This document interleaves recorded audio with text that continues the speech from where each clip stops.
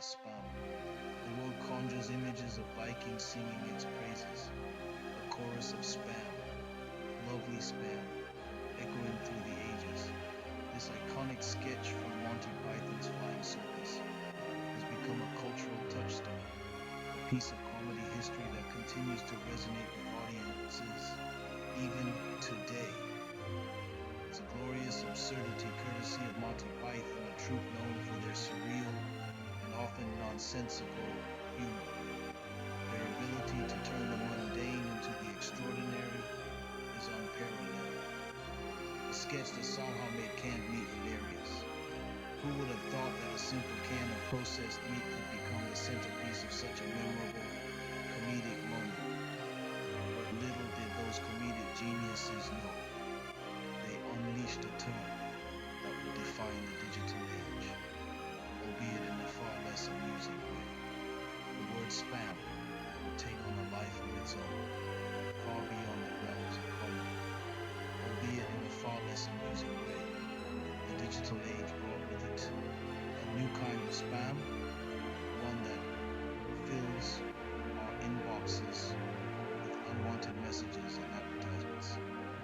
The year was 1970. The world was introduced to a breakfast delicacy, debatable, and a word that would soon become synonymous with the unwanted digital intrusion. Spam, the meat, was a product of its time, a convenient food option in an era that valued convenience, and a word that would soon become synonymous with unwanted digital intrusion. As the internet evolved, so did the meaning of spam. What was once a joke became a serious issue for internet users worldwide.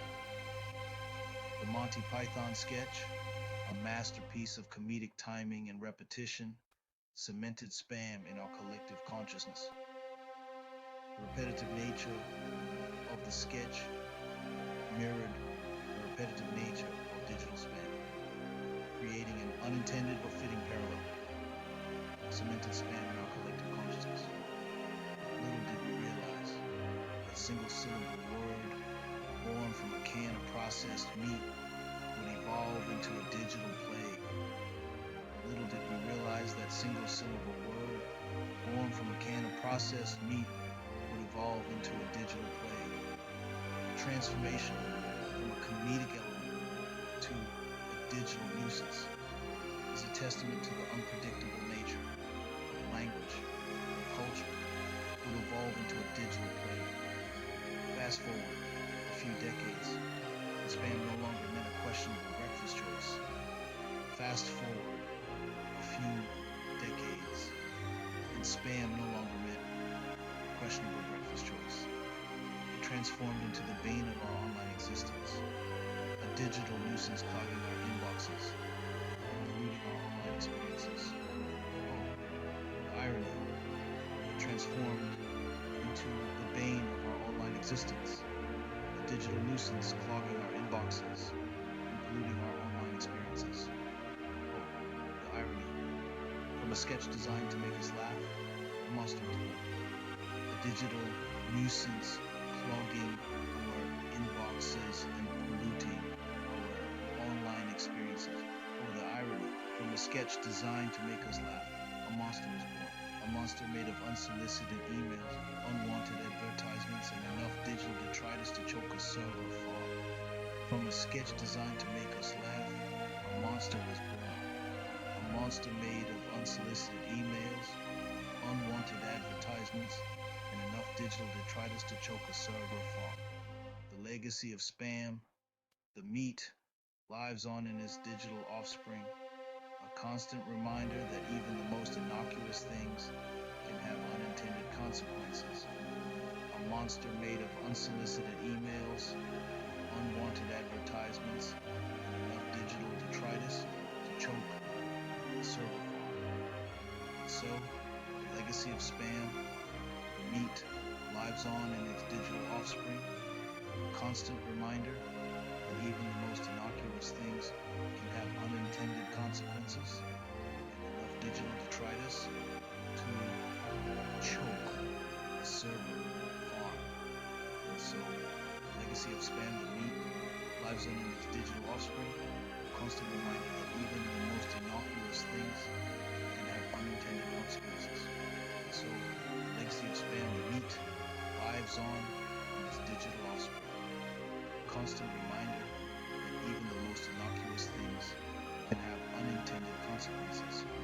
From a simple can of meat to a digital menace, the journey of spam is a fascinating one, filled with twists and turns that no one could have predicted. The 1980s. The internet in its infancy was a playground for academics and tech enthusiasts. It was a time of exploration and discovery, where the digital landscape was still uncharted territory, a digital frontier full of promise and potential. The possibilities seemed endless. The future of communication and information sharing was bright, but like a weed pushing through freshly laid concrete, spam saw an opportunity. It was an unwelcome guest in this new digital world, ready to exploit the system. It started innocently enough, a few unsolicited messages here and there. At first it was easy to ignore, just a minor annoyance in an otherwise exciting new medium. Chain letters promising untold riches, spreading like wildfire through email inboxes. Awkward attempts at online dating, where hopeful romantics tried to find love through clunky interfaces and poorly written messages. The digital equivalent of someone shouting into a crowded room, hoping for a response. These early spammers were relentless, trying to capture the attention of anyone who would listen. But like any invasive species, spam thrived in the digital ecosystem. It adapted and evolved, finding new ways to infiltrate our online lives. As more people ventured online, spam saw its chance. The growing number of internet users provided a fertile ground for spammers to spread their messages. It multiplied, spread, and mutated, becoming more sophisticated and more annoying. What started as simple text-based messages soon evolved into something much more complex. No longer content with simple text-based messages, spam embraced the power of images. These visual messages were designed to catch the eye and entice the recipient to click. Then came audio and eventually video. Spammers were always looking for new ways to grab our attention and invade our digital spaces. The digital world, once a haven for intellectual curiosity, was becoming a dumping ground for digital garbage. Our inboxes were cluttered with unwanted messages, making it harder to find the information we truly cared about. And the worst part, it was only the beginning. The rise of spam was a warning sign of the challenges that lay ahead in the digital age. The age of dial-up was coming to an end, and with the rise of broadband, spam was about to find a whole new gear. Faster internet speeds meant that spammers could reach more people more quickly and with more elaborate schemes. With the new millennium came the explosion of the internet. Suddenly, everyone was online. The world was more connected than ever before, and the digital age was in full swing.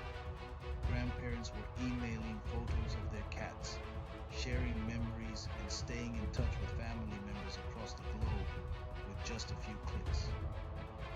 Teenagers were creating digital shrines to their favorite bands, expressing their passions and connecting with like-minded fans in ways that were never possible before. And businesses were scrambling to establish their online presence, recognizing the potential of the internet to reach new customers and streamline operations. This digital gold rush was a feast for spammers. They saw an opportunity to exploit the vast number of new internet users. With billions of potential targets, they went into overdrive, sending out countless emails in hopes of catching someone off guard. Emails promising everything from male enhancement pills to Nigerian prince fortunes flooded inboxes worldwide. The promises were often too good to be true, but they were designed to lure the unsuspecting. It wasn't just email anymore. The spammers expanded their reach to instant messaging platforms, forums and comment sections, instant messaging forums, comment sections. Any digital space where humans interacted became a battleground against the relentless tide of spam. The spammers were relentless, always finding new ways to infiltrate our digital lives. The sheer volume was staggering. Inboxes were overflowing, and users were left feeling overwhelmed and frustrated. Anti-spam measures were developed, only to be circumvented by increasingly sophisticated spammers. It was a constant game of cat and mouse. It was a digital arms race, and the casualties were our inboxes and our sanity. IT professionals worked tirelessly to stay one step ahead, but the spammers were always close behind. Spam, once a minor annoyance, had become a global phenomenon, affecting millions of people around the world. It was a testament to the ingenuity and persistence of those who sought to exploit the digital world for their own gain. The battle against spam continues to this day, a never-ending struggle to protect our digital spaces from those who would seek to exploit them. The internet, while a powerful tool for connection and communication, remains a battleground where the fight against spam is ever present. The rise of social media platforms like YouTube and Instagram brought about a new era of digital connection. It also ushered in a new breed of spam, one fueled by the relentless pursuit of clicks, likes, and engagement. Algorithms, designed to curate our online experience, became unwitting accomplices in the spread of spam-like content. Driven by the insatiable hunger for our attention, these algorithms prioritize content that garners engagement, regardless of its quality or authenticity. Clickbait headlines, misleading thumbnails, and emotionally manipulative content proliferate, all vying for a piece of our precious time. The result? A digital landscape saturated with low-effort, high-engagement content that often walks a fine line between spam and genuine content. It's a constant barrage of noise designed to keep us scrolling, clicking, and watching, even if it leaves us feeling empty, drained, and unfulfilled.